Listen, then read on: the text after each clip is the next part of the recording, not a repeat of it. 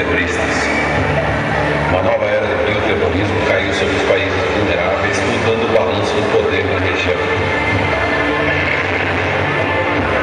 As pessoas nas áreas estáveis temiam que um novo incidente como em Reagan City fosse inevitável. Em meio ao pânico, governantes do mundo inteiro voltaram-se para o consórcio farmacêutico global, criando a unidade antiterrorismo BSAA. Agentes da BSAA foram enviados para se infiltrar e neutralizar as bases bioterroristas, restaurando a segurança e a estabilidade em várias regiões do planeta. Bem-vindo à África.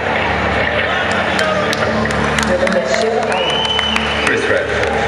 Sua reputação não procede, Sr. Redfield. É uma honra. Só Cris, obrigado. Então, é você que vai me acompanhar? Sim. As sessões abordaram desde a mudança de governo. Imagina. Eles se tornaram terroristas agora. E eles não ficarão felizes em ver o americano, sendo que recebi o por isso estou te aparecendo. Sim. Mas também.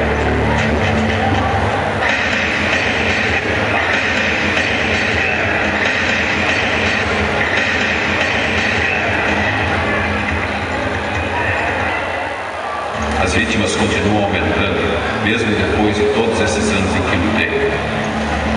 Cada vez mais eu me pergunto se vale a pena lutar. Talvez um dia eu descubra, mas de uma coisa eu sei: eu tenho um trabalho a fazer e vou até o fim.